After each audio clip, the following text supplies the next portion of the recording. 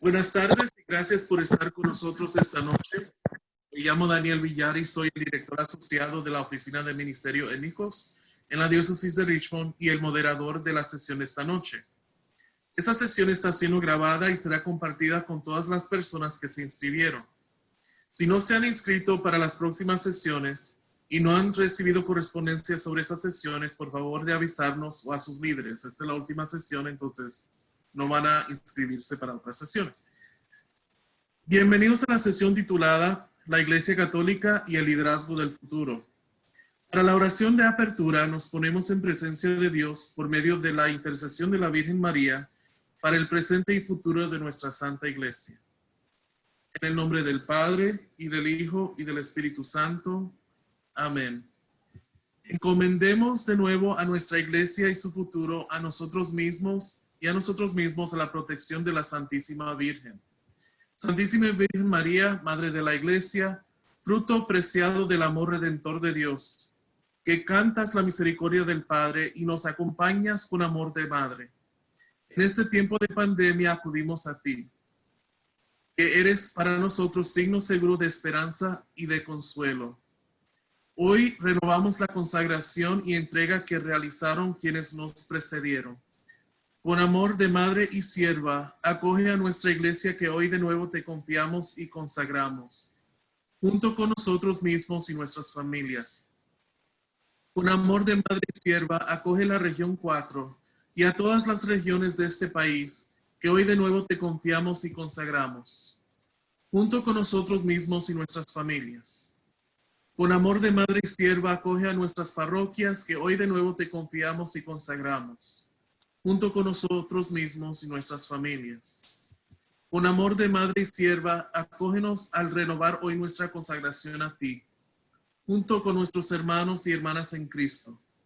De modo especial te encomendamos a los más necesitados de tu protección maternal. María, salud de los enfermos, signo de salud, de curación y de esperanza divina para los enfermos, te encomendamos a todos los que están contagiados del coronavirus. María, Madre de la Consolación, que consuelas con amor maternal a quienes recurren a ti, te encomendamos a todos los que han perdido a seres queridos en la pandemia. María, auxilio de los cristianos, que vienes en nuestra ayuda en toda prueba, encomendamos a tu protección amorosa a todos los que cuidan de otros. María, Reina y Madre de Misericordia, que acoges a todos los que recurren a tu auxilio en su angustia. Te encomendamos a todos los que están sufriendo de alguna manera a causa de la pandemia. María, trono de la sabiduría, admirablemente iluminado por el esplendor de la verdad. Te encomendamos a todos los que trabajan para encontrar un remedio para esta pandemia. María, Madre del Buen Consejo, que te entregaste de todo corazón al plan de Dios. Para la renovación de todas las cosas en Cristo, te encomendamos a todos los líderes y legisladores. Acepta como bondad maternal el acto de consagración que hoy hacemos confiadamente y haznos instrumentos de tu Hijo para la curación y salvación de nuestra iglesia, nación y del mundo. Te pedimos todo esto en el nombre de nuestro Señor Jesucristo, en el nombre del Padre y del Hijo y del Espíritu Santo. Amén. Esta noche, el presentador de esta noche es el Padre Edgar Jara, también conocido como Padre Lalo. Él es sacerdote franciscano en la parroquia de San Camilo en Silver Spring, Maryland, y él nos hablará esta noche sobre la Iglesia Católica y el liderazgo del futuro, hispanos católicos en los Estados Unidos. Le damos la bienvenida al Padre Lalo. Bueno, es un gusto estar con ustedes. Yo no me acuerdo si fue como en abril o en mayo que iniciamos o que me preguntaron que si podía dar un temita a compartir con ustedes y claro que sí. Como el vino quedé de último, pero dicen que el vino es bueno al final, entonces vamos a ver quién dice que sí. Son dos temitas que vamos a tener. Al principio era compartir con otro hermano de Wilmington, de Delaware, pero al final no pude. Bueno, entonces con gusto vamos a compartir con ustedes dos temas. al inicio va a ser un poco más de datos de los hispanos en Estados Unidos. Quizá muchos de ustedes ya lo conozcan, pero será un buen refrescar de esa información. Y después al final va a ser sobre todo una parte de cómo tenemos que vivir nosotros ese cristianismo, sobre todo como latinos y sobre todo en esta iglesia de los Estados Unidos hoy. Les voy a compartir ahorita la pantalla con ustedes del PowerPoint que preparé y obviamente cuando lo ponga va a iniciar aspecto. Pueden tomar nota al respecto y al final pues hacemos preguntitas. Vamos a ver, dijo un ciego y nunca vio. Hola mis queridos amigos y amigas, es un gusto compartir con ustedes esta noche.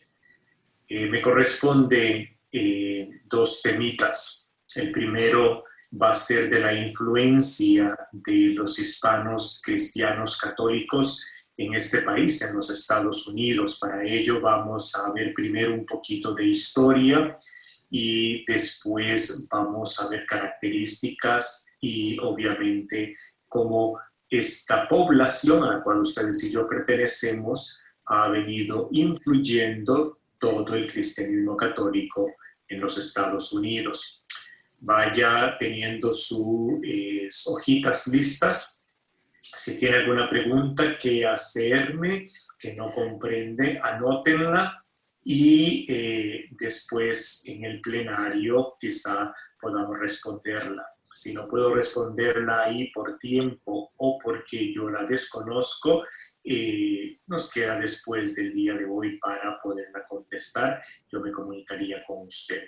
Después de que terminemos este primer tema de 20 minutos, vamos a tener el trabajo en grupo donde van a reflexionar un poquito basado en 2 o 3 preguntas. Después regresaremos acá nuevamente con el segundo tema, igual preguntas para reflexionar y después haremos un pequeño plenario para compartir cómo les fue. Esta es la agenda o el trabajo que nos espera en este ratito juntos del día de hoy. Aunque la población hispana ha tenido dificultades para mantener su fe y su cultura en medio de la discriminación, la negligencia, la invisibilidad social, esta población, de la cual ustedes y yo somos parte, ha alcanzado un punto de maduración. Y vea las formaciones que estamos teniendo ahora, eso es un ejemplo, que ha retado y está retando actualmente y va a seguir retando a la Iglesia Católica en los Estados Unidos.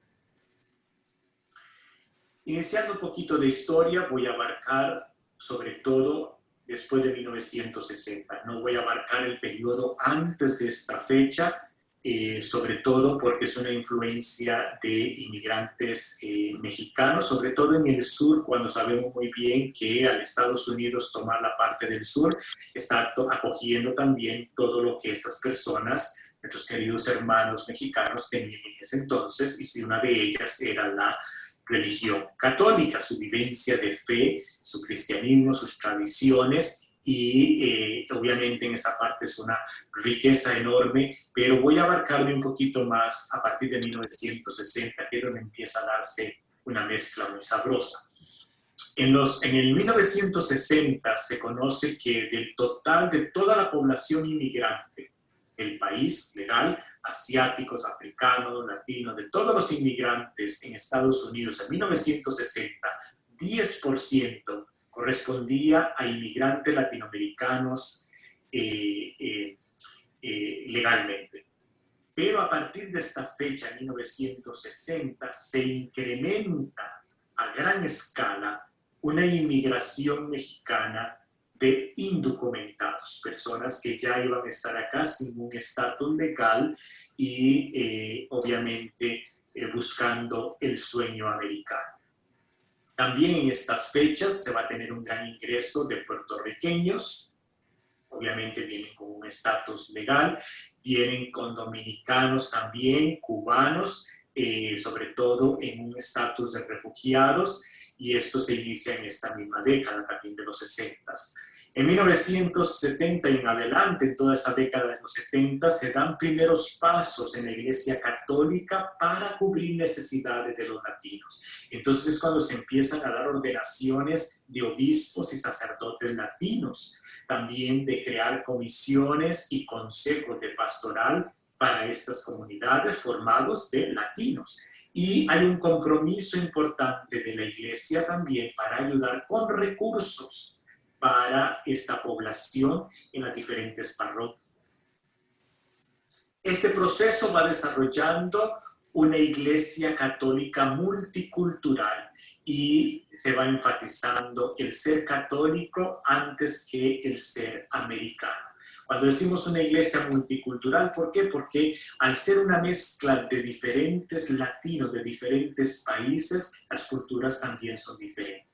Imagínense si en México hay muchísimas culturas en un mismo país. No es lo mismo ser mexicano en el norte, mexicano en el medio, en el centro, digo, de México y en el sur. Lo digo porque viví 4 años en México.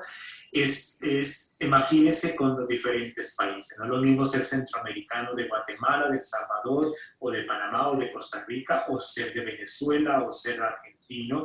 Y al llegar aquí a Estados Unidos, todos atendiendo a una misma parroquia, hay una mezcla de culturas. Por eso era una iglesia, un desarrollo que se va dando multicultural.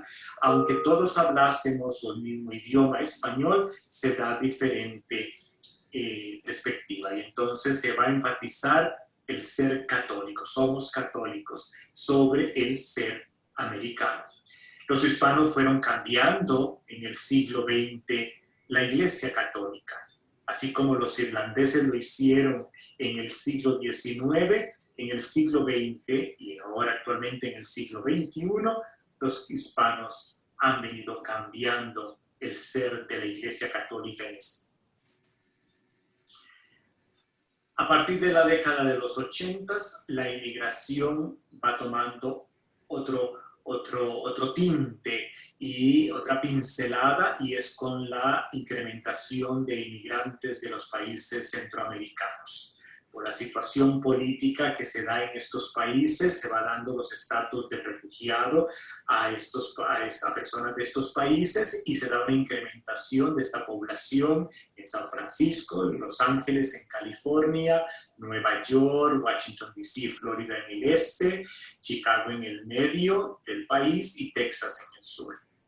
La inmigración y los nuevos nacimientos va a producir que se expanda rápidamente la presencia latina en los Estados Unidos. Y digo nuevos nacimientos porque ya los inmigrantes, y como buenos latinos, vamos teniendo hijos, y no 1 o 2, sino bastantes. Eso va a expandir la presencia de nuestra latinosidad en este país. Y en el censo de hace 10 años, en el 2010, alrededor del 70% de los hispanos ya no eran inmigrantes, sino hispanos nacidos en Estados Unidos. La población latina en los Estados Unidos es riquísima en su diversidad. Y esto es uno de los grandes riquezas, como digo, que tenemos. Lo tenemos en nuestras culturas de expresiones. Vean, por ejemplo, la foto donde vemos las diferentes vestimentas, colores. Y si hablamos de comidas, ni para qué hablar. La riqueza es diversa completamente por las diferentes culturas, diferentes expresiones que tenemos desde el México hasta tocar con Argentina y Brasil en el sur y los países del Caribe. Entonces, esto es una gran riqueza. Es una gran oportunidad, es una gran fortaleza, pero sin embargo es también una dificultad, porque la organización efectiva a nivel social y política y religiosa va a costar un poco más al ser tan diversa. La Iglesia obviamente necesita ser consciente de esto y de esta realidad multicultural. Un sacerdote o un encargado del ministerio hispano o cualquier líder de cualquier grupo dentro de nuestra comunidad latina tiene que saber muy bien esta realidad de que tienes ahí diferentes personas de diferentes países, de diferentes culturas, y inclusive hasta de diferentes formas de hablar nuestro español. Entonces hay que ser consciente de eso para que todos se sientan incluidos, nadie excluido, todo el mundo bienvenido y cómo dar una participación a todos. Entonces eso es un gran reto. Es difícil, pero con amor y con conciencia se logra. La buena noticia es que los hispanos han dado muchísimo a la iglesia en este país y están preparados para dar aún más en los futuros, en los años que vienen. Características que tenemos nosotros los latinos como el gozo, la espontaneidad, creatividad, la afectividad que tenemos. Enriquece de gran manera todos los diferentes eventos, liturgias y cultos que realizan las parroquias católicas que atienden la comunidad hispana. Se ve la gran riqueza por estas características bellas que tenemos nosotros como latinos. En el 2013, los hispanos fueron la minoría étnica más grande en este país. De todos los latinos, un 17%. Y de los 50 millones de hispanos que existen en este país, más o menos, un 59% se identifican con ser católicos.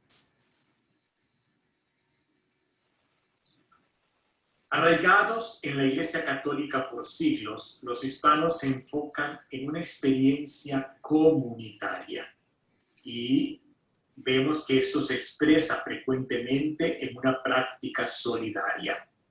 Siempre estamos dispuestos a recibir a otros en nuestras casas. Y vemos cuando en apartamentos y casas, cuando llega un nuevo inmigrante, una persona debe hacerle su rinconcito y eres bienvenido mientras empiezas a establecerse, mientras empiezas a encontrar un trabajo, y es esa apertura. Incluso se da hasta en lo más sencillo. En un café, alguien que llega, lo primero es pase adelante, tómese su cafecito, aquí está un bocadito, téngase tamal. Es ese sentido de recibir a otros en nuestras casas, compartiendo lo poco o lo mucho que tenemos. Y siempre, siempre, siempre preocupados por el bienestar de nuestras familias, de nuestros amigos e incluso de aquellos que son extraños. Esto es propio de nuestra cultura, está arraigado, está en nuestras raíces y esto es hermoso.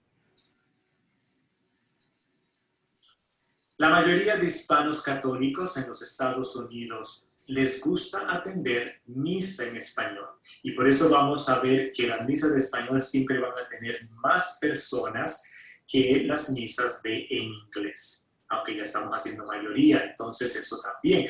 Pero la primera generación, los inmigrantes, los llegados de otros países latinoamericanos a este país, su primera lengua es español y quieren continuar su vivencia de fe, sus eucaristías en español, en su primer idioma. La segunda generación, cuando son niños y un poco adolescentes, participan de eso porque vienen con sus padres. Ya después comparten, unos vienen a español, otros vienen en inglés, porque su primera lengua va siendo inglés o español ya en la segunda generación, los hijos de los inmigrantes. La tercera generación, ya prácticamente muchos de ellos, esos son uno de los factores preocupantes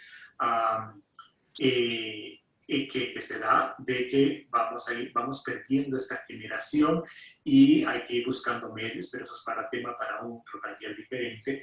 Y ellos ya se atienden más las de inglés, obviamente, porque ya obviamente se casan a veces con personas que ni siquiera son de descendencia hispana y obviamente va siendo más la mezcla. Pero la mayoría de hispanos les encanta recibir la misa en español y sobre todo si es de alguien, de un sacerdote que sea de español primera lengua. Aunque valoran muchísimo el esfuerzo que sacerdotes hacen con el hablar el español y de amar nuestra cultura, siempre es mucho mejor recibido que alguien que hable primera lengua español. La mayoría de las parroquias que sirven a la comunidad latina en Estados Unidos ofrecen o dan la oportunidad para que en ese lugar existan grupos, reuniones, clases, inclusive la catequesis se da en español y eventos para esta población, cuando se hacen conciertos o oraciones o retiros o celebraciones, hacerlas, hay esa apertura, hay esa acogida y hay inclusive esa organización de que lo hagan de acuerdo a su cultura, de acuerdo a su idioma, de acuerdo a sus tradiciones. Y esto es algo bueno. Los movimientos eclesiales de la Iglesia juegan un rol importante en la vida parroquial de las parroquias con población hispana. Todo sacerdote que es asignado a una parroquia donde sabes que va a haber comunidad hispana, sabes que te va a tocar mucho trabajo porque va a haber muchos grupos. Y siempre te vas a encontrar en una parroquia donde no hay solamente un grupo, un movimiento, vas a encontrar siempre muchos movimientos. Entonces vas a encontrar en este país muchas parroquias que tienen renovación carismática, cursillo de cristiandad, Juan 23, Legión de María, Caballeros de Colón, Emaús, ¿cómo se le llama? Jornadas, y diferentes, otra gran variedad, porque es como una ensalada, muchísima variedad de movimientos eclesiales. Y todos ellos ayudan a desarrollar y sostener nuevos liderazgos, a formar comunidad y mantener a sus miembros activos en la vida de la Iglesia. En la década de los 70 en los Estados Unidos, las comunidades eclesiales de base, CEPS, fueron usadas aquí en Estados Unidos para revitalizar estructuras de parroquias que iban muriendo. Y también fueron utilizadas estas pequeñas comunidades para servir a la población hispana. Hay muchos documentos de los obispos de los Estados Unidos con referencia al ministerio hispano, que expresan su forma positiva sobre la importancia de las comunidades eclesiales de base, CEPS. Por ejemplo, en 1987, el documento del Plan Pastoral Nacional para el Ministerio Hispano, tomando este pensamiento de documentos de los obispos latinoamericanos, expresan que la parroquia debe ser una comunidad de comunidades. El profesor de Boston College, Hosman Ospino, ha manifestado que la Iglesia Católica en este país, y sobre todo aquellas parroquias o diócesis que tienen población hispana, tienen que reconocer ciertas iniciativas como, por ejemplo, las pequeñas comunidades, ya que ellas juegan un rol importante en estas parroquias y en estas diócesis que tienen este ministerio hispano en todo el país de Estados Unidos. ¿Por qué? Porque estas pequeñas comunidades llevan a las personas a una comunión psicológica, social y eclesial. Son dirigidas por los mismos laicos y laicas, quienes reciben guía y dirección de parte de otras comunidades o de asesores que ayudan, apoyan, soportan estas comunidades. Hosman, en el 2012, cuando realiza una investigación muy amplia en todos los Estados Unidos, entre las conclusiones sale que 53% de las parroquias que él entrevistó y que tienen ministerio hispano en este país tienen en una forma u otra pequeñas comunidades eclesiales. Aquí vale hacer el paréntesis de que cuando él habla de pequeñas comunidades eclesiales, él no está hablando de comunidades eclesiales de base en sí. Él metió en el ámbito de pequeñas comunidades eclesiales todos pequeños grupos donde se reúnen las personas para reflexionar o para estar. En esto yo difiero y no estoy de acuerdo con él, porque una cosa es una pequeña comunidad eclesial y de base, que elimina este término, y otra cosa son pequeños grupos. Pero ya eso va para otro taller que referiríamos a hablar sobre la identidad de las pequeñas comunidades o de las comunidades eclesiales de base. Él involucra todo esto, por eso es que el número 53 se ve bastante grande. Cuando conversé con él al respecto de cuál es ese 53%, cuáles son esas parroquias que tienen comunidades eclesiales de base, fue cuando él me dijo, pues no, yo no me estoy refiriendo a comunidades eclesiales de base en general, sino a todos los pequeños grupos, y no tengo cuáles son esas parroquias. Él nada más tiene el número, pero no tiene los datos de cuáles parroquias, sobre todo porque las entrevistas fueron realizadas prácticamente por teléfono, no visita presencial, y entonces ya ahí tengo un poquito yo mis dudas de los resultados de esta investigación. Pero con respecto a eso es importante saber que existen actualmente, yo pertenezco, estoy como asesor del CEPS Continental, que es la articulación continental de las comunidades eclesiales de base en todo el continente de América, y estamos con el trabajo junto con mi amiga Lía Salinas del Ministerio Hispano en la Arquidiócesis de Baltimore, tratando de encontrar comunidades eclesiales de base en este país, que como dije antes, fueron fuertes en los 80s y 70s y 90s, pero que ahora están muy esparcidas y ya decayendo muchísimo. Aquí en Washington tenemos 29 comunidades, en Baltimore hay unas 25 comunidades más o menos, pero es un poquito más, y en Chicago tenemos 9. Esas son las que están actualmente un poquito articuladas. Nos falta ir creciendo en esto. Desconocemos cuáles diócesis tienen realmente. Algunas están, pero no están avaladas o respaldadas o apoyadas por los diferentes ministerios hispanos de las diócesis de este país. Y bueno, entonces hay que seguir caminando en esta área. Pero es una de las partes ricas, aparte de los movimientos eclesiales que tenemos dentro de la iglesia y aquí en Estados Unidos. Bueno, hasta aquí llegamos con esta primera parte de la influencia de los hispanos cristianos católicos en Estados Unidos. Ustedes han anotado sus cositas, han tenido ya tiempo para escucharme, ahora es tiempo para que ustedes conversen entre ustedes. Vamos a reflexionar un poquito en 2 o 3 preguntas por el tiempo que se ha acordado. Entonces, vamos a disponernos a que nuestro coordinador de Zoom nos divida en los diferentes grupos, pero antes van a anotar ustedes las preguntas de reflexión. Las preguntas son las siguientes. ¿Cómo ha sido tu experiencia personal de ser cristiano o cristiana católico en los Estados Unidos? Específicamente en los Estados Unidos, desde que tú llegaste a este país y empezaste a vivir tu fe cristiana católica, ¿cuál ha sido esa experiencia personal tuya? No de tu esposo, de tu esposa, de tus hijos, de tu vecina, de tu amiga, de tu suegra, sino tuya en este país. No tu experiencia como católica de tu país de origen, sino desde que tú pusiste un pie en los Estados Unidos. ¿Cómo ha sido esa experiencia de vivir tu cristianismo católico aquí en este territorio del norte?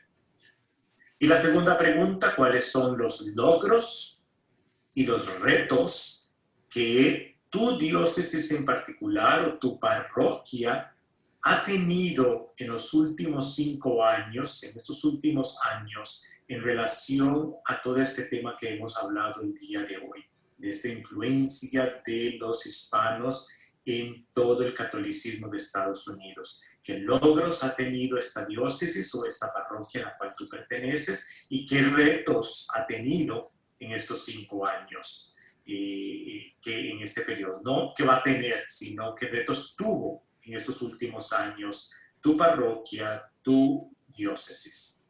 Estas son las 2 preguntas. Buena suerte, conversen bonito y nos vemos ahorita en un ratito.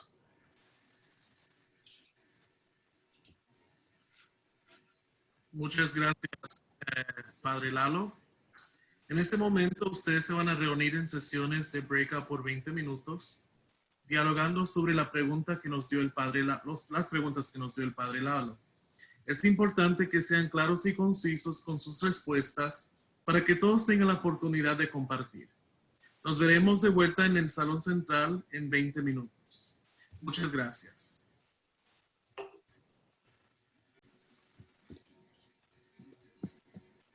Alexia, no estoy poniendo esto. Bienvenidos a la sesión de nuevo.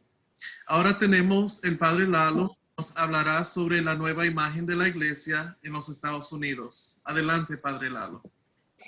Gracias, Daniel. Voy a compartir nuevamente la pantalla con ustedes.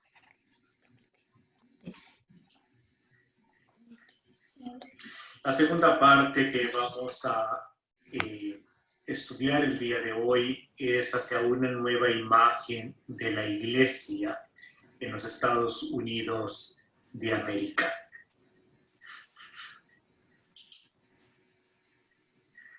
La iglesia no debe de tener miedo del tiempo que la humanidad vive hoy.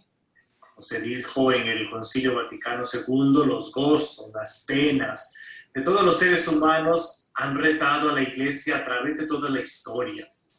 Pero ha sido guiada siempre bajo el Espíritu Santo y la iglesia siempre ha llevado el mensaje del Evangelio a todos los pueblos. El laicado, la misión y el diálogo ecuménico son los fundamentos del futuro de una iglesia acogedora. Y parte de estos fundamentos es la práctica que tiene que haber de una cultura del encuentro y la inclusión de todos. ¿Qué es cultura del encuentro?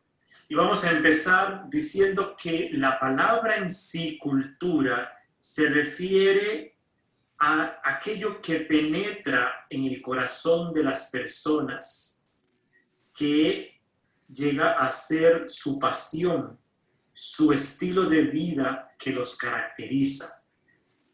Esto significa que la gente se apasiona sobre todo en algunas ciertas cosas comunes entre todos y que ayuda a construir puentes y a crear proyectos que los incluye a todos porque se sienten como un solo sujeto de una misma cultura, no solamente unos pocos, sino compartida por todos. La cultura es una realidad dinámica, en movimiento, no es estática, y que está constantemente recreada por las personas. Se modifica. Y cada generación enfrenta las situaciones de forma diferente y es pasada a las nuevas generaciones, las cuales las van a reformular y las van a confrontar esos nuevos retos que enfrenta esa nueva cultura. No es lo mismo la cultura que teníamos cuando yo tenía 1 año de edad a cuando tenía 20 o ahora que tengo 48 años. O a la cultura que tenía mi abuelo a sus 20 años, o a la cultura que tenía San Francisco de Asís hace 800 años, o en la época de Jesucristo hace 2000 años. Pero hay otra palabra que forma esta cultura del encuentro y es la palabra encuentro. Y significa particularmente un tipo de reunión o de experiencia con otra persona o con otras personas. Eso es lo que, si vas al diccionario, te dirán lo que significa encuentro. Y el Papa Francisco dice que el encuentro es central en las relaciones de todo cristiano. No podemos concebir una persona que se diga que es cristiana y no tenga un encuentro con el otro, con la otra, o con Dios. En esta relación con Dios, en esta relación con los demás, en la relación con la creación. El encuentro es mirar más allá de nuestras propias necesidades y ver la de las otras. Por un lado, encuentro con Dios tenemos este encuentro con este Dios que nos ha creado, y por otro lado es llevar ese encuentro, fruto de ese encuentro con Dios, hacia el encuentro con los demás. Dice Francisco, el Papa, si hemos recibido el amor que restablece el significado de nuestras vidas, hemos encontrado el sentido de la vida, ¿cómo es que fallamos en compartirlo con los demás? Y él cuestiona esto, ¿cómo es que tú dices que tienes esta relación con Dios, te llamas cristiano y Dios te ha restablecido, ha transformado tu vida y tú no puedes compartir eso que ha surgido con esa relación con Dios? La cultura del encuentro es la visión en la cual diferentes personas pueden vivir, complementar, iluminar y aprender entre ellas, donde nadie es más o menos, pero todos tienen valor, el mismo valor, todos. Significa que hay un lugar para el otro es importante, el otro tiene la importancia para mi vida y para los demás. Es construyendo la unidad en la diversidad, porque todos somos distintos, pero reconocemos los derechos de los otros de ser ellos mismos y diferentes. Esta cultura del encuentro involucra a todos los bautizados. Y cuando decimos todos los bautizados, estamos refiriéndonos a todos los laicos y a todos los clérigos. Involucra a todos. Todos somos llamados a ser discípulos misioneros donde estemos, ya sea como sacerdote o como obispo o como diácono o como laico en las diferentes funciones que tiene dentro de su vida, o como esposa o esposo, como hijo, como madre, como profesional en las diferentes áreas de la sociedad. Ahí tú como bautizado eres llamado a ser discípulo misionero y a llevar esta cultura del encuentro. La cultura del encuentro implica el arte del acompañamiento. Es un arte y en el arte hay que aprenderlo. Usted puede nacer con la habilidad para hacer esculturas, con la habilidad para dibujar, la habilidad para la música, pero aún aquellos que salen con esa habilidad, con ese don, tienen que estudiar y perfeccionar el arte de poder desarrollar bien esa habilidad, ese don, ese talento que han recibido. Y tú y yo somos cristianos, pero en esta vivencia de vivir el cristianismo tenemos que tener el arte del acompañamiento en esta cultura del encuentro. Ver al otro más de cerca y simpatizar con su necesidad. Hacer presente la fragancia de un Cristo cercano a ellos. Es como cuando te pones un perfume y entras a una habitación, inmediatamente todo el mundo se dio cuenta que pusiste perfume porque huele por todo el salón. Porque huele un perfume rico, sabroso, de esos caros, no barato, pero a veces hay unos baratos que también a veces huele toda la habitación, aunque no es un aroma muy placentero, pero en ese sentido estamos refiriéndome a la fragancia de Cristo a todos, que el otro pueda ver que mis acciones de amor se reflejan a este Cristo, que el perfume que yo transmito en mis acciones sea un perfume, de Cristo. Ser un instrumento de Dios para la liberación y la promoción de los pobres, marginados y excluidos es parte de esta cultura del encuentro. Ser un instrumento de Dios. Y aquí ejemplos hay muchísimos. El mismo Óscar Romero, que era un instrumento de Dios para la liberación del pueblo del Salvador en aquel momento de esa época histórica de ellos, como viéndolos como personas dignas con las mismas cualidades, hijos e hijas de Dios, creados a imagen y semejanza de Dios. Igual el Papa Francisco, que se ha sentado a la mesa a comer con personas necesitadas que no tienen hogar, que no se sienta solamente con cardenales o con personas, con presidentes, sino también con la gente sencilla, con los mismos empleados del Vaticano, los que trabajan normalmente día a día en puestos normales de la vida cotidiana. La cultura del encuentro implica denunciar situaciones y sistemas que no se basan en respetar la dignidad humana. El segundo elemento, como decíamos al inicio, es la inclusión, característica sobresaliente de la vida y el ministerio público de Jesús. Jesús rompió con muchos paradigmas de su época, en el sentido de escogió y priorizó a los marginados. Los pescadores no eran bien vistos. ¿Por qué? Porque un pescador huele hediondo y era uno de los trabajos más bajos. La gente de Galilea era la gente rural, no eran vistos con buenos ojos. Jesús se relaciona y escoge y prioriza a aquellos que están al margen, los enfermos, los pobres, los samaritanos, e incluso la mujer, e incluso también los niños. Entonces, para Jesús no había pueblo elegido, o tribus o naciones. Todos son bienvenidos. Para Jesús todos son acogidos. Todos tienen un lugar en la mesa de la vida universal.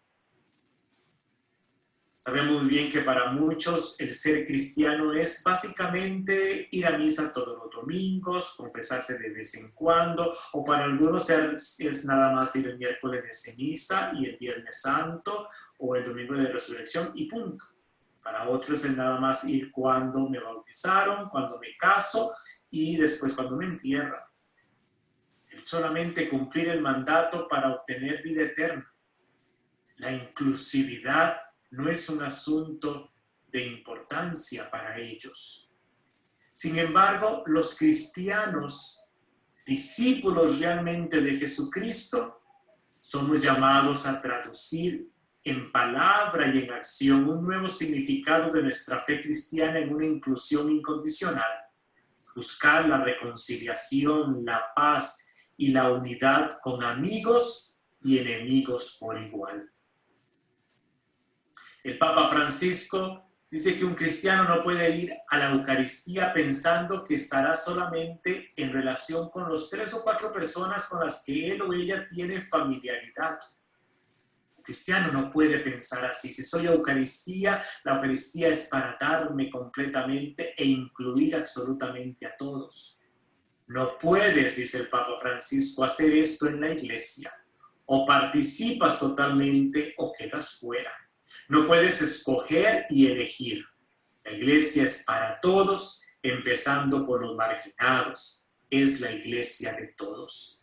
En el reto que el Papa Francisco nos exige para esta iglesia futura que tenemos que empezar a reconstruir.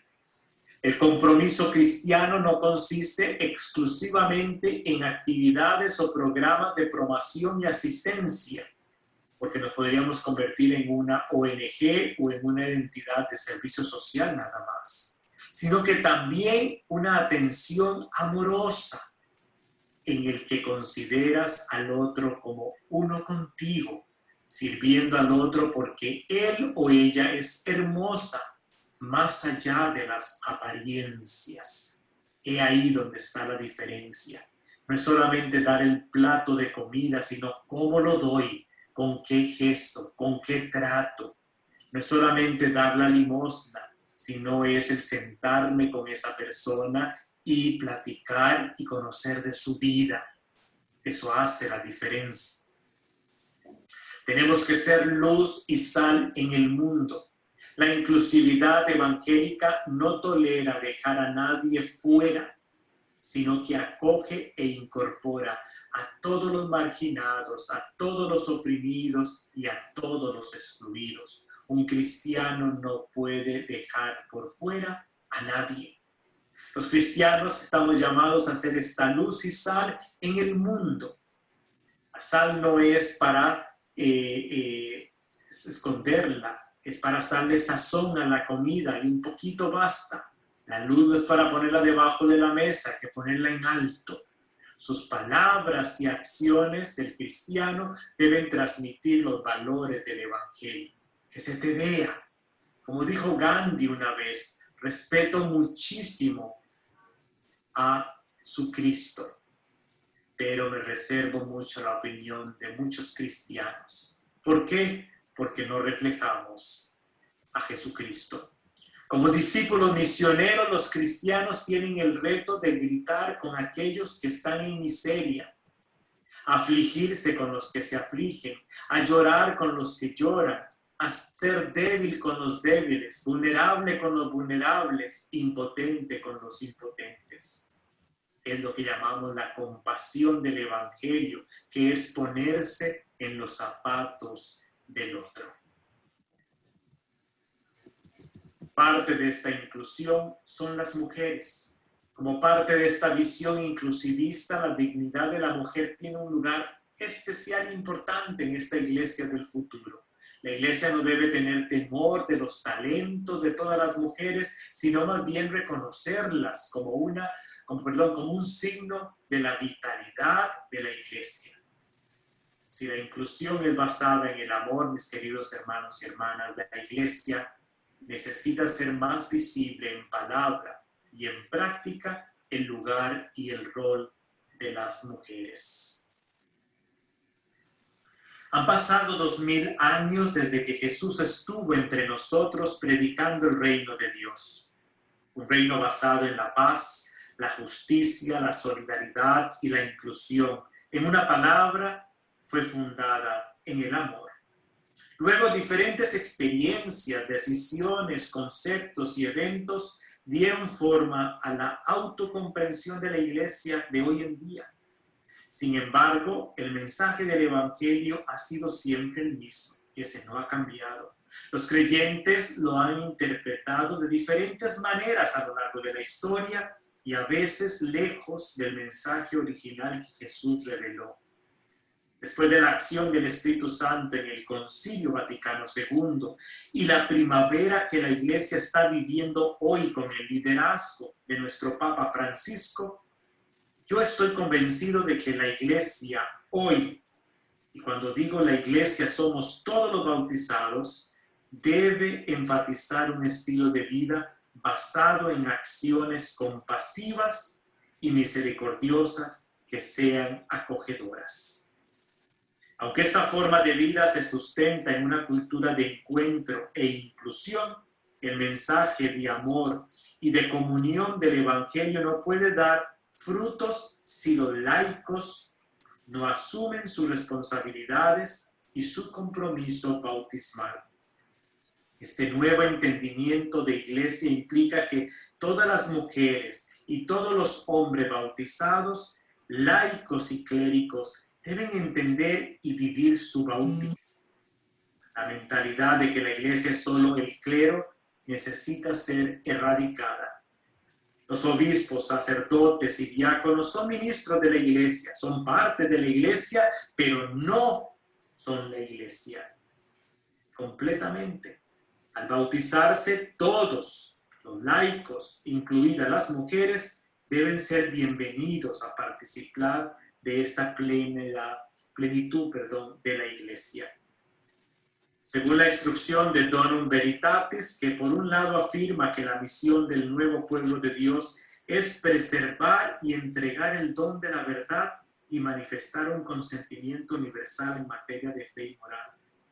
Debe llevarnos a ejercer la compasión y las acciones misericordiosas, no solo con aquellos que no son parte de la iglesia o con cristianos que no vienen a nuestras iglesias, sino también entre nosotros mismos, especialmente en una comunidad diversa como la hispana, donde habemos diferentes culturas, costumbres y tradiciones.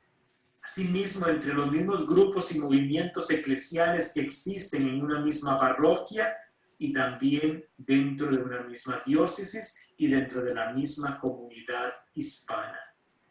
Nosotros, como hispanos católicos, en la iglesia actual y futura, tenemos el desafío de continuar creando espacios y prácticas donde más y más personas puedan crecer en actitudes, conocimientos, habilidades y herramientas para poder practicar lo que somos, bautizados y miembros de la iglesia. De esta manera, la iglesia de hoy en los Estados Unidos puede ser así, con compasión, con una cultura del encuentro y con inclusión, un espejo del reino de Dios donde todos sean bienvenidos. Cada uno en sus diferentes ministerios y servicios dentro de la iglesia que ejerzan basado en una cultura de encuentro e inclusión, porque la iglesia es un estilo de vida, no es un concepto escrito solo en los libros. Y como comunidad hispana tenemos la responsabilidad de decirlo, de mostrarlo y practicarlo para que seamos ejemplo en toda la iglesia de Estados Unidos. Que Dios me los bendiga.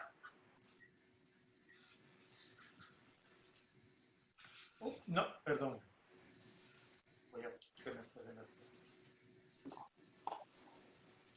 Las preguntas para el trabajo en grupo son las siguientes. La comunidad latina, parroquia o diócesis a la que tú perteneces, practica o vive el estilo de vida de ser iglesia basado en la cultura de encuentro y la inclusión. ¿Por qué? Pregunta número 2. ¿Qué formas concretas puedo yo señalar para que los hispanos seamos luz y sal en la Iglesia Católica de los Estados Unidos?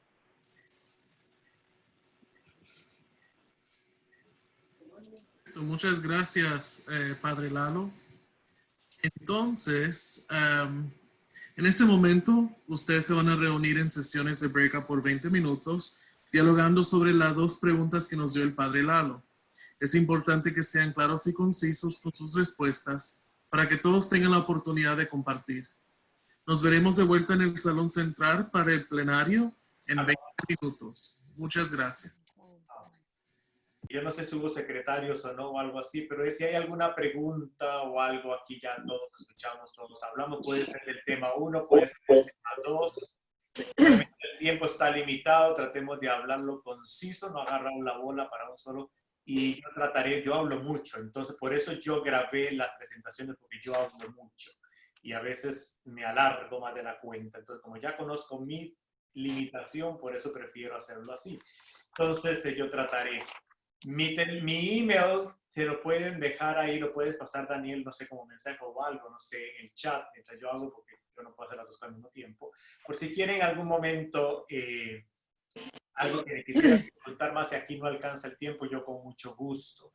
Y también, pues yo tengo mi programa los miércoles a las 4 de la tarde que le llamo Cafeteando con el Padre Lalo. Está por YouTube. Ahí es preguntas y respuestas. La gente nada más pregunta y yo contesto. Dudas de nuestra fe. Me llamo Aprendiendo a Vivir y a practicar y vivir nuestra fe. De mi casa a tu casa. Entonces, todos los miércoles a las 4 de la tarde por YouTube, del Padre Lalo Jara, se llama Cafeteando con el Padre Lalo. Bueno, pero ahora suelta ahí se tira el panal, nada más saben que si usted habla, pone el micrófono, y yo no sé cómo lo hace, yo digo que sí, somos poquitos, entonces. Padre, Hija. una pregunta. Con lo que hemos hablado, ¿cómo usted, qué mensaje o cómo usted nos deja usted?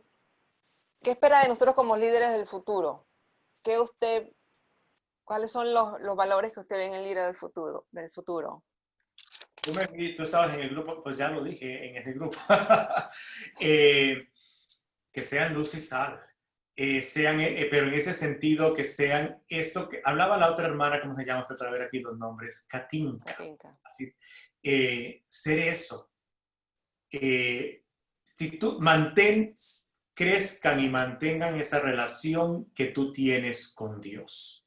Y si esa relación con Dios que tú tienes como líder es sana y recta y honesta, tú te contagias, te llena y eso no lo puedes guardar para ti. Tienes que darla. Sale automática, se sale por los poros. Si tú tienes a Dios en tu corazón y creces en esa relación, va a salir eso a darla salir hacia los demás. Entonces tu sonrisa no va a ser una sonrisa de un Asher, de un mujer que está ahí, buenos días, bienvenida a la misa, no, salió del corazón y eso se percibe.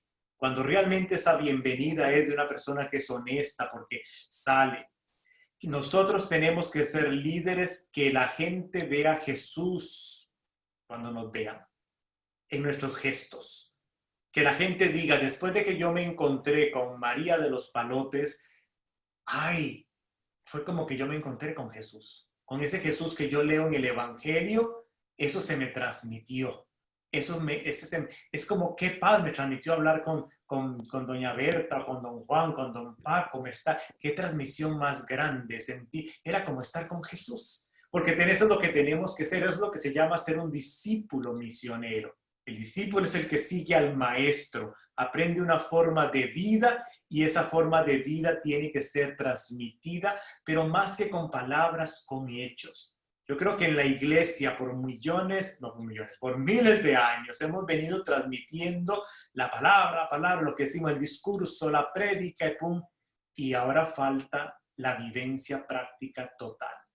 San Francisco de Asís, voy a contarlo así rapidísimo, 2 frailes querían ir a predicar y le dicen a Francisco, vamos al centro de Asís, vamos a predicar el evangelio, hay que ir a predicar.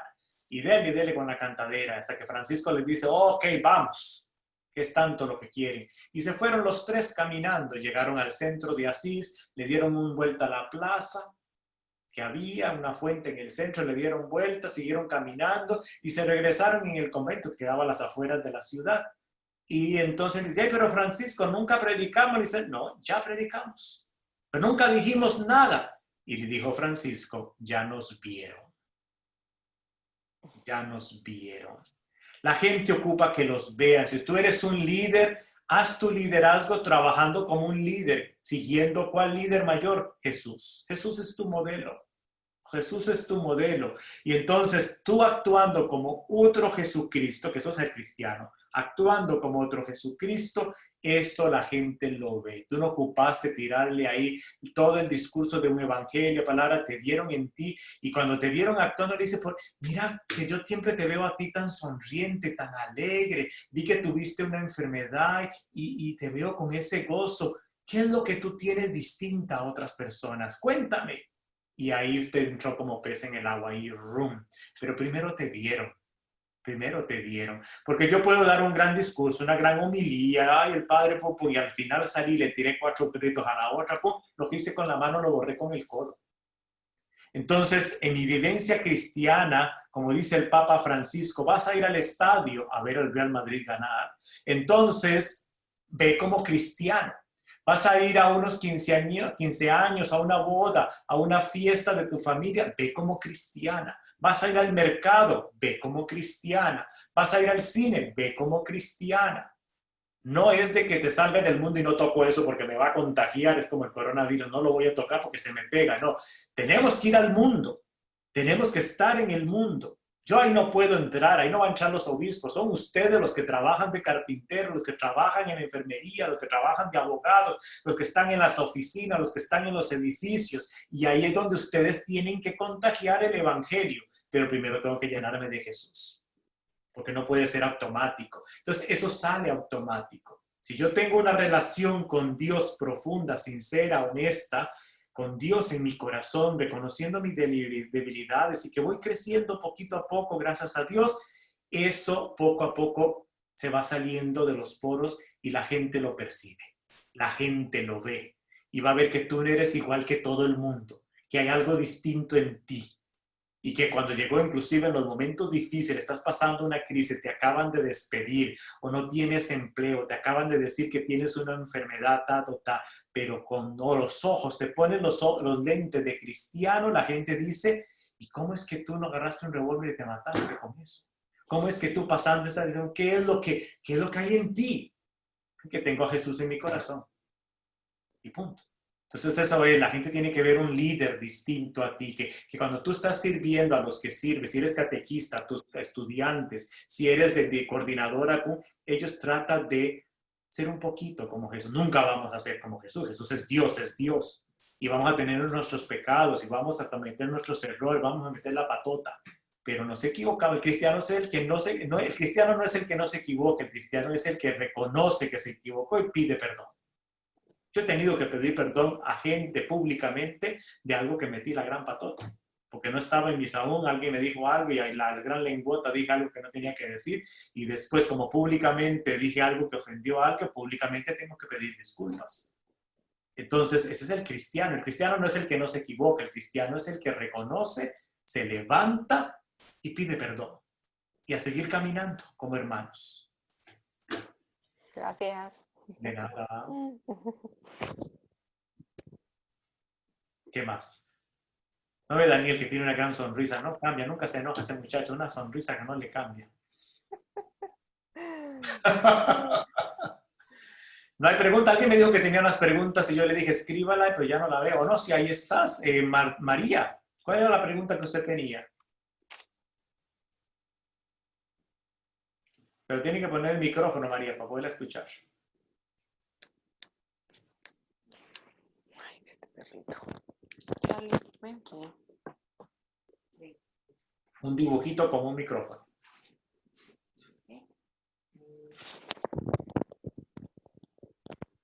Muy bien, ya lo encontró. Perdí la pregunta porque tengo tantas cuestiones. Ok, María la encuentra. ¿Alguien más tiene alguna otra pregunta o alguna duda, algún comentario? Eso es lo que es un plenario. Todo muy aburrido, nada cierto. Padre, Hijo.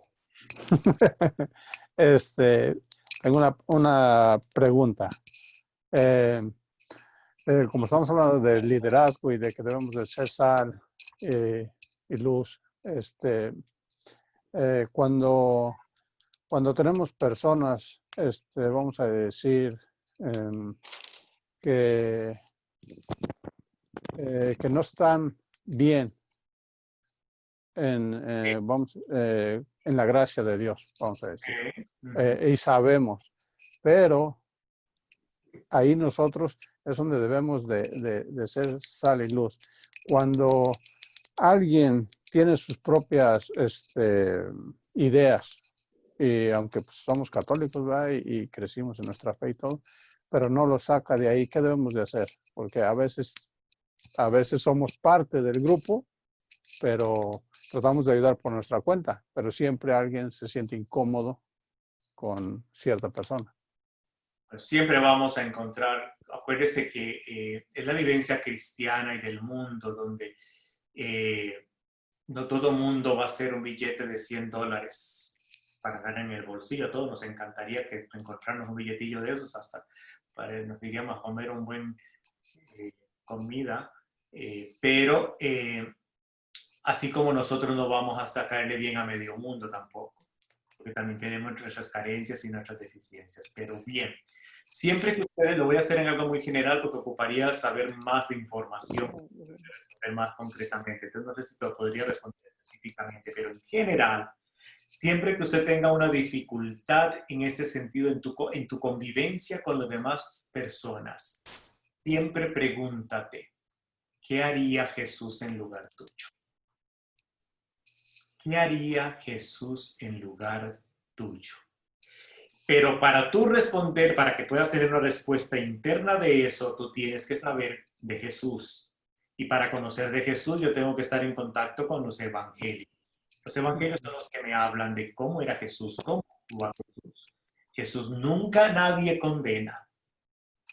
Jesús a nadie levanta la mano.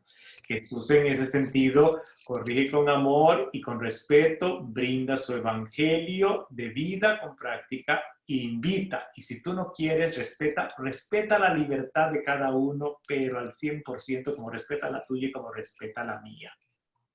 Entonces, cuando el mismo joven que le dice qué tengo que hacer, le dice, pues yo cumplo esto, yo cumplo el otro, entonces le dice Jesús, pero te falta algo. ve y vende todo lo que tienes y dele pum pum. ¿Qué se hizo? Que se escapó, se fue. O cuando que empezaron a escandalizarse que Jesús decía, y van a comer de mi carne. Eso era un escándalo. Lo que estaba diciendo Jesús ahí era un escándalo. Decía, ¿cómo se le ocurre a usted estar diciendo que vamos a comer? Eso son carnívoras. Eso es un carnívoro. ¿Cómo es que eso escandalizó a muchos judíos? Y dice la palabra, y muchos dejaron de seguirlo. Jesús no fue y le dijo, ¿por qué se van? Venga, venga para explicarle, ¿por qué se están yendo? No, venga, venga, ¿cómo? ¿Por qué? Si quieren ir, váyanse. Entonces, en ese sentido, acuérdense las palabras también de Jesús, dice, tomen y coman. Dice, tomen.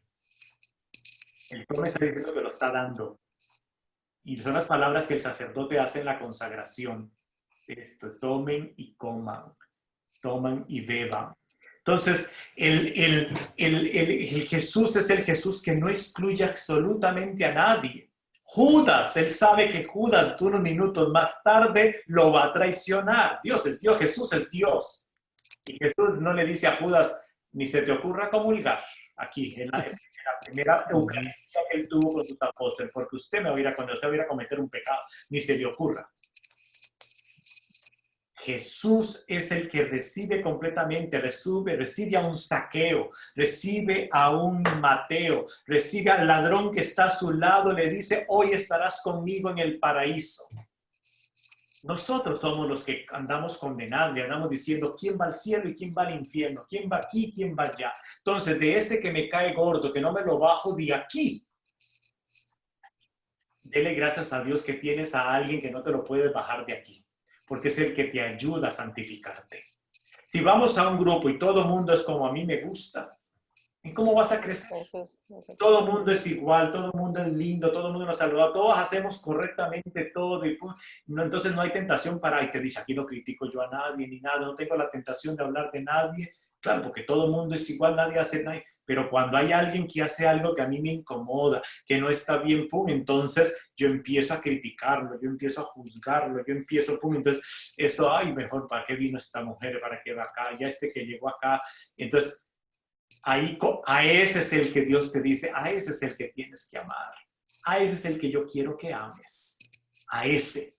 No a tu mujer, a tu esposa, a tu amiga, a todos los que se comportan como tú quieres. No, ya eso, yo ya sé que tú los amas a ese, pero yo quiero que ames a ese que tú no bajas de aquí. Y ese es el reto del cristiano. Ahí es donde dicen los mexicanos, donde el chancho torció el rabo, no dicen chancho, donde el cochino torció el rabo, el cerdo torció el rabo, porque ahí está lo difícil. Ahí es, a ese es el que tengo que amar, que el Señor me ama, sin juzgarlo, sin criticarlo, amarlo. Como es lo que hablamos en el tema, es la diferencia, son diversidad. No todo el mundo va a pensar como ti, y esa persona va a pensar más, y es terco como una mula, es cuadrado. No entiende, le explican y esto, así lo tengo que amar. Amar significa que no lo voy a cambiar a mi modo. Es amarlo así como es. Los que son casados de usted, yo no sé quiénes son casados, pero saben muy bien que a su esposa o a esposo tú lo amas como es. Si no, si usted empieza a creer que lo va a cambiar, va fregado. Porque no lo vas a cambiar, lo tienes que amar tal y exactamente como es. Que así es, que es desordenado, que no habla, que no camina, que no le gusta esto, pues no lo vas a cambiar.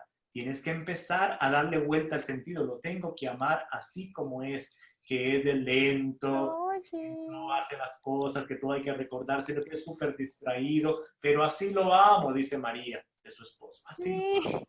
Exactamente, pero así lo amo. Así tenemos que decir de todas las demás personas, de todos y de todos. Cuando Jesús dice todos, es todo lo que habla de la inclusión, no excluye a nadie. Chinito, blanco, de color, aunque sea este que es pecador público, este que no es pecador público, este que así, a todos ama el Señor. Inclusive aquel que es más asesino que esté en la cárcel, el Señor lo ama. Y es ahí donde está el signo de contradicción, inclusive hasta tu enemigo. Escándalo. Jesús, cuando hablé ahí de los ejemplos, cuando hablé en la parte de inclusión de Jesús, a la samaritana, por eso puse la foto de la samaritana. Era mujer primero. Un hombre no habla solas con una mujer en la religión judía de la época de Jesús. Después, tras de que era mujer, era samaritana. No se hablaba, eran como perros y gatos judíos con samaritanos. Entonces le habla a una mujer, es samaritana. Jesús le está hablando. Pues la mujer le dice, ¿cómo tú siendo judío me estás hablando? Y rompe con estructuras, completas estructuras culturales. Él no solamente rompe con estructuras religiosas, culturales y políticas, él las rompe, corta completamente. Y nosotros hoy en día es donde también no te acerques a hablarle el evangelio del domingo pasado. El que ama a su madre y a su padre más que a mí está en la homilía que yo di el domingo. Y si no quieren, vayan y la escuchen ahí en la página de la parroquia. Es el sentido de que no está diciendo que es que ya no tú no dejes de querer a tu mamá o a tu papá. No, no es en el área afectiva. Es que a veces es como el ejemplo que yo di. Estoy bravo yo con sutano mengano, con la vecina, me peleé y entonces yo digo, aquí nadie le vuelva a hablar más a esa vecina. Prohibido, hijos y usted mujer, no me le vuelvan a hablar a aquella familia. Entonces, si yo soy un cristiano, es decir, bueno, su problema es usted con él. Yo sigo el evangelio y yo no tengo por qué dejarle de hablar. Es mi hermano, es mi hermana en Cristo. Entonces, cuando tienes a quién le obedeces, a tu papá, en ese sentido, en los valores del evangelio, primero está el evangelio. Que vas a ver qué tiene que hacer y tu papá dice, me abortas. ¿Al evangelio o a tu papá o a tu mamá? A la suegra o a la hermana. Es en ese sentido de, ante los valores del evangelio, sigo el evangelio. Sigo amándote, papá, te respeto y te quiero, pero yo sigo el evangelio. Entonces, en ese aspecto es lo que hablo un poquito. Ese hermano o esa hermana que te cuesta un poquito, el Señor quizá te esté diciendo, no gastes energía tratando de cambiártelo para tú ser feliz. Ay, ahora yo voy a ser feliz. Ya él ya entendió, ya no volvió a decir nada, ya sus ideas cambiaron, qué dicha. Ay, ya estoy feliz, ya cambió. Más bien, ¿cómo lo amo? Aunque diga sus cosas y no lo voy a cambiar, pero así lo tengo que amar. El día que tú hagas eso, es lo que Francisco de Asís hizo confesar al leproso. Para él, Francisco, él detestaba a los leprosos, no los soportaba ni ver. Era lo más horroroso que podía tener de esa época, era terrible. Y era lo más, él decía, era como lo amargo en la garganta. Y cuando él fue, por gracia de Dios, que tuvo la posible de poder bajarse de su caballo, no solamente abrazarlo, y era con lepra, y besarlo, él estaba, dice en su testamento, aquello que me era amargo se me hizo dulce. El día que tú puedas darle un abrazo a ese hermano, que tú primero no lo puedes bajar acá, pero un abrazo que tú de corazón sentiste que ya no es aquí, ese día tú estás besando al leproso. Entonces llévese de tarea, ¿cuál es el leproso que yo tengo que besar?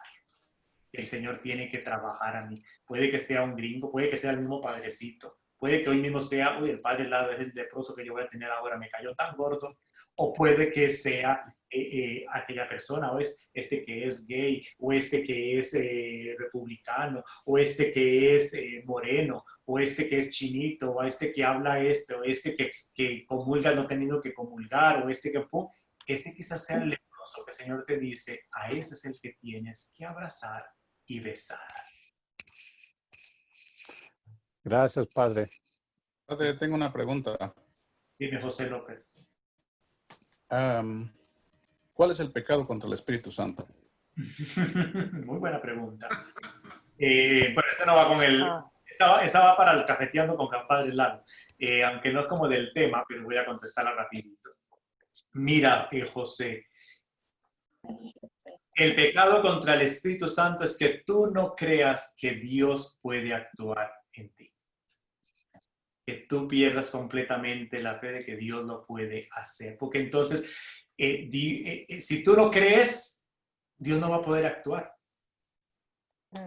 Dios respeta tanto nuestra libertad que si tú no tienes la fe de que Dios lo va a poder realizar, eso es desconfiar de que Dios lo pueda hacer. Es como decir en palabras así a lo tico, a lo lalo, es desconfiar de que Dios no sea posible de hacerlo. En dudar, Ujú. Estás dudando contra la acción del Espíritu Santo. Es el pecado contra el Espíritu Santo. Sí. Ujú. Pero entonces, ¿por qué dice la palabra que ese pecado no puede ser perdonado? O sea, Porque, es donde me Porque confunde un poco ahí. porque para, el Espíritu Santo es Dios. porque para Dios, para un requisito en el sacramento de la confesión es de que tú estés completamente arrepentido y creas firmemente que Dios te está perdonando. Y usted no crees en este Dios que pueda hacer posible eso, entonces ya has puesto una pared. Por más que Dios te quiera perdonar, si tú no quieres, Él no puede. No es porque Dios no quiera perdonarte, es porque tú estás bloqueando la gracia que entre hacia ti, como el cascarón de una tortuga. No estás dejando que Dios entre. No porque Dios no está mandando, es porque uno ya ha puesto ese bloqueo total de no querer aceptar ese amor. Por eso hay mucha gente, por ejemplo, que a veces en el sacramento de la reconciliación, el sacerdote hace la absolución, obviamente, en nombre de Cristo y en el nombre del Padre, del Hijo y del Espíritu Santo. Yo te absuelvo todos, dice, todos tus pecados. Incluso aquellos que a usted se le olvidó en ese momento. Ahí quedan perdonados. Todos. Si se te olvidó, fue porque se te olvidó. No porque usted lo guardó, porque qué vergüenza. Yo conozco al padre José de los Palotes y qué vergüenza. Me tocó con él. Pues este pecado no lo voy a decir porque qué vergüenza. Entonces, ese sacramento, en ese momento, por más absolución que haya hecho el padre y de todo, no tiene validez, porque yo guardé información. Una cosa es que se me haya olvidado, como todos los seres humanos y uno como yo, que cada vez me olvida más las cosas, se me olvidó completamente, no fue intencional. Queda perdonado. El amor de Dios y la misericordia de Dios no tiene límites absolutos, de nada, no tiene límite. Nosotros somos los que le ponemos el límite. Y cuando yo le pongo el límite, estoy bloqueando la acción de Dios. Sí, padre. Porque inclusive pasa muchas veces, me ha pasado con una amiga que pues, ha confesado el pecado, pero sí, ay, pero es que tengo esta culpa. Y pues ya te confesaste, hija, ya lo dejaste, Dios ya lo borró y cuenta nueva, pero uno sigue, ay, pero es que no sé qué, y es como usted dice, está bloqueando allí la acción del Espíritu Santo, porque uno sigue como que con el peso en los hombros, agarre, ya está ido. No puede ser perdonado. Dios no perdona todo. El problema es que yo no estoy de Dios. Es la foto linda cuando está Jesús en la puerta tocando y que solo tiene, ¿cómo le llaman ustedes? Para abrir la puerta, esta cosa. Y solamente si usted por dentro. Igual, si yo no dejo que la acción de Dios actúe en mí, Dios no va a actuar, por más que quiera. Por más que ore, por más que el sacerdote hacemos, por más de que usted reciba los sacramentos, pero si yo estoy bloqueando la acción de Dios, porque Dios respeta nuestra libertad. Usted me dio la palabra clave que yo quería escuchar. Padre, ahorita que nos está hablando acerca de esto, de la confesión y los pecados, a mí me gustaría que siempre los sacerdotes nos recordaran, o a la gente que no sabemos de esto, acerca de la pena de los pecados y las indulgencias, ¿verdad? Porque poco se habla o casi no se habla nada de eso. Entonces, se nos perdonan los pecados, pero falta que nos hablen de la pena del pecado y la indulgencia. Hábleme un poquito a qué se refiere usted con penas. Bueno, bueno, yo he escuchado un poco, no sé mucho de esto, por eso le pregunto a usted, ¿verdad? Pero, por ejemplo, confesé mis pecados mortales, se me perdonaron. Pero si una persona muere en gracia de Dios, pero no tuvo una conversión total, entonces entiendo yo que esa gente esas almas van al purgatorio a lavar el alma o a pagar la pena o la culpa de sus penas. Ok, pero lo que hay pena de dolor y hay pena de pagar. Entonces, ok, porque estamos hablando de la confesión. Estamos hablando de la confesión, de los pecados. Entonces yo me hablo de eso. De la indulgencia. Sí. O sea, que aquí en la tierra podemos ganar indulgencia para evitar el purgatorio, ¿verdad?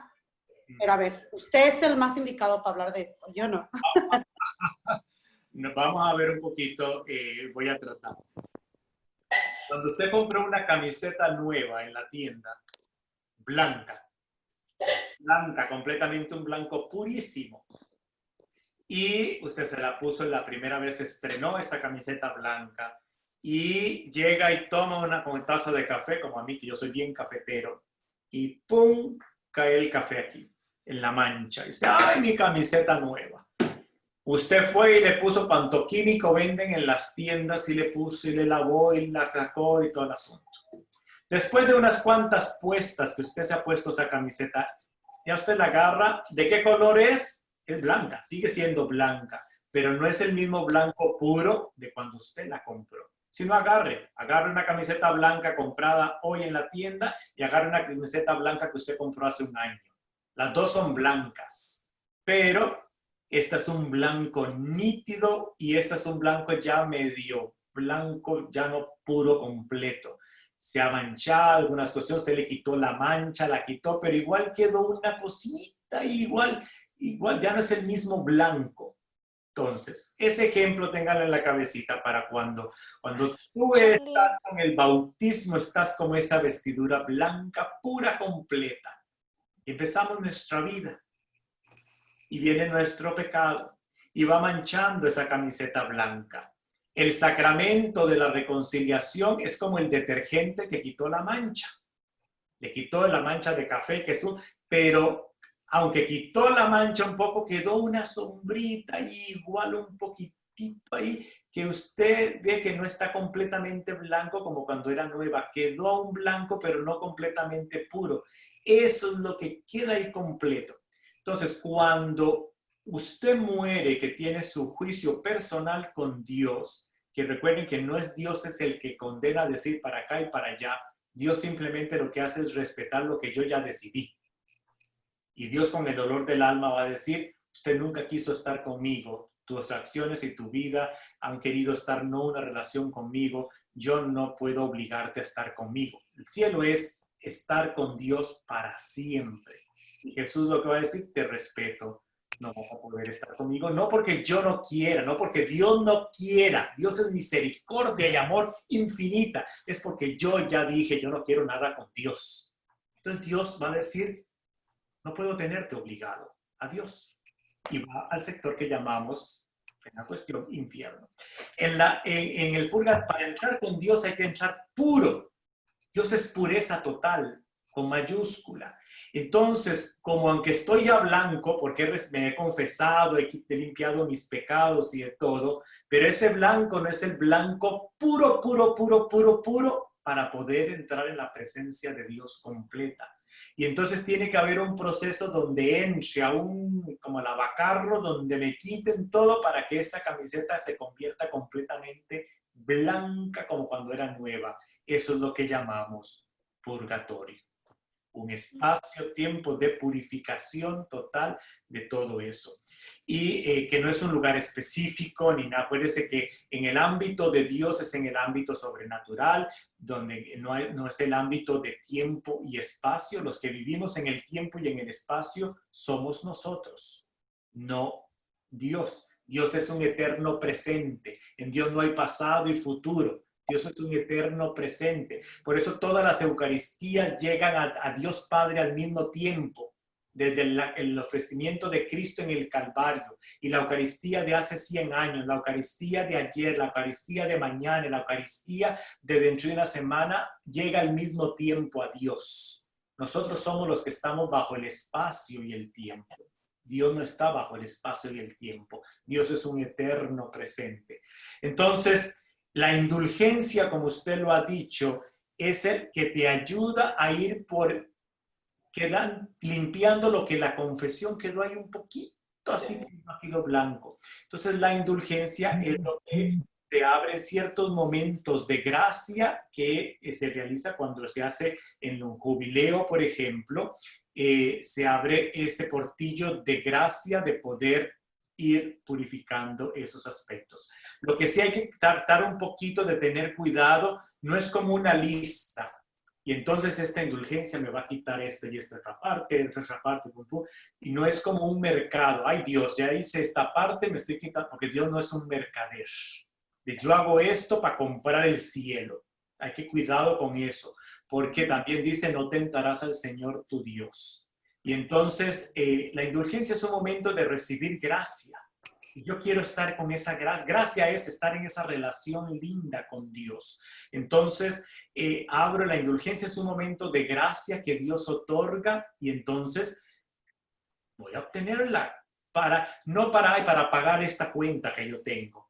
Porque quiero crecer en esa relación linda con Dios. Y cada vez que usted se pega más a esa relación linda con Dios, más se contagia de Dios y más va adquiriendo de Dios. Entonces, es ahí donde llega. La indulgencia, obviamente, en la iglesia, porque ustedes se acuerdan, porque ustedes son de la edad mía, en el año 2000, cuando el Papa Juan Pablo II habló del jubileo del año 2000. ¿Se acuerdan? Que hubo un tiempo de gracia, de indulgencia. Después ven el año de la misericordia, que hubo también un tiempo de indulgencia. Es un tiempo de gracia que se da en la iglesia para crecer en esa relación linda con Dios, para que esa camiseta que se ha ido, que se manchó, el sacramento de la reconciliación, lavó, quitó lo sucio, pero quedó una manchita ahí todavía. Que la camiseta blanca que yo tenía, que se me regó el café, la lavé, se fue, pero todavía quedó ahí. Entonces, cada vez que la miro yo, me acuerdo de cuando me tomé el café y me quedó. Aún se me ve ahí un poquitito ahí. Y como yo, que soy tan pique, cuando puedo agarrar, luego lo veo, pero no se le ve nada. Claro, aquí lo estoy viendo, aquí es donde que me cayó el café. Esa manchita, sí, es lo que con esa gracia de Dios se va purificando, se va limpiando. ¿Por qué? Porque cada vez me estoy acercando más a Dios, que es pureza, que es total amor. Entre más usted esté cerca de Dios, más va a pegársele lo de Dios. Es como dos amigos o como una pareja de matrimonio. Al final de ese matrimonio, a ella se le va a pegar, a ella se le va a pegar. Entonces, un poquito por ese lado, de ese sentido, lo que yo voy a explicar ahora para no entrar en términos de, obviamente entra toda una cuestión teológica de ahí, pero sí, cuando hay esos tiempos de gracia, nosotros, ministros, deberíamos de motivar a la gente para que tenga esa oportunidad de recibir esa gracia, de crecer en esa relación linda con Dios. Y tienes que rezar el credo, tienes que ir a confesarte, tienes que orar por las intenciones del Papa y visitar el lugar de la indulgencia. Por ejemplo, el 4 de octubre, no el 4 de octubre, el 2 de agosto, ya casi viene, el 2 de agosto, en toda iglesia franciscana, tú puedes obtener indulgencia plenaria. Está por el Vaticano. Desde el año, hace 700 años, el Papa autorizó que por el año porque es la patrona, la Virgen de los Ángeles, de la Porcíncula, San Francisco de Asís, recibes indulgencia. Entonces, obviamente, en aquellos lugares donde hay frailes, nosotros lo comunicamos, pero en otros lados, ni siquiera los curas saben de eso porque son los frailes, nada más. Pero puedes obtener indulgencia, por ejemplo. O cuando el Papa dice, en este periodo, pum, pum, entonces voy a obtener gracia para crecer en ese amor de Dios. Bueno, porque cuando a veces el Papa dice que hay un periodo de indulgencia, mucha gente no se da cuenta porque los sacerdotes no nos lo dicen. Pero las indulgencias también se pueden ofrecer por las almas del purgatorio, ¿verdad? O en la Semana Santa, en la Cuaresma, el Viernes Santo, al rezar el Vía Crucis se gana indulgencia, al rezar el Rosario. O sea, hay muchas maneras en las cuales se puede ganar indulgencia para ofrecer por las almas del purgatorio, por nuestros fieles difuntos, ¿verdad? O por nosotros, o como Dios las quiera repartir, ¿verdad? Entonces es lo que yo le decía, que necesitamos que nos hagan saber a todos los fieles, todos los sacerdotes, cuándo se gana y por qué ofrecerla, ¿verdad? Y cómo, de qué manera debemos estar preparados, como usted ya nos dijo ahorita, pero que se hicieran en todas partes, que la gente se dé cuenta de esto. Gracias. Bueno, corazón. Entonces, ya vamos, yo voy a cortar esto aquí porque si no llegamos a la medianoche. Entonces, si ustedes tienen más preguntas para el Padre Lalo, como él dijo, yo en el chat puse el enlace de la parroquia de donde el Padre Lalo es. Y también, si quiere su correo electrónico, por favor, mándame correo electrónico y se los daré a ustedes. Ahora, lo que vamos a hacer es, yo quiero primero darles muchas gracias a todos por compartir en sus sesiones de breakouts y también en el plenario de esta noche. Antes de la clausura de esta serie, les quiero dar las gracias por su participación en estos meses durante esta pandemia. Yo sé que no ha sido fácil, pero y especialmente desde sus casas. Les pido que sigan creciendo en la fe en sus parroquias y siempre sepan que los directores asociados y coordinadores de nuestra comunidad hispana en la región 4 está aquí para apoyarlos y seguir fomentándolos en la formación. Ahora, el Padre Lalo nos dará la oración y bendición final de clausura. Antes de que él dé esa oración final y bendición final, quiero recordarles que ustedes son nuestros líderes, ustedes son los que ya son ese fruto producido en sus parroquias. Entonces nosotros somos llamados para producir ese fruto en otras personas, para tener un liderazgo fructífero que continúa en el futuro de nuestra iglesia. Entonces, ahora el Padre Lalo nos dará la oración y la bendición final. Adelante, Padre. Gracias. En el nombre del Padre, del Hijo y del Espíritu Santo. Amén. Gracias, Señor, por permitirnos estar un momentito aprendiendo y crecer de nuestra fe para ser líderes que seamos luz, sal, personas que veamos al otro con amor, que cuando los otros nos miren a nosotros en nuestros ministerios, en nuestro servicio, puedan ver ellos el rostro de Cristo porque los hemos tratado con amor. Danos lo que necesitamos a cada uno de nosotros para poder realmente servirte a ti sirviendo a los demás. Todo esto, Dios Padre amoroso, por tu Hijo Jesucristo, que vive y reina en la unidad del Espíritu Santo y es Dios por los siglos de los siglos. Amén. El Señor esté con ustedes. Y con tu espíritu. Dios Todopoderoso les bendiga, Padre y Espíritu Santo. Amén. Amén. Amén. Quedar en todos nuestros hogares. Buenas noches. Adiós. Buenas Buenas noches a todos. noches, Gracias. bendiciones. Hasta luego. Hasta luego, bye. Muchas gracias, Padre, por... Gracias. Ahí puse mi email y lo del canal de YouTube. Ya lo encontré en YouTube. Gracias, Chaito. Ahí lo voy a preguntar más. Bendición. Bueno, un saludo para todos, que tengan feliz tarde y que sigamos aprendiendo, progresando. Adiós. Así es. Igual. Buenas noches. Dios los bendiga. Bye.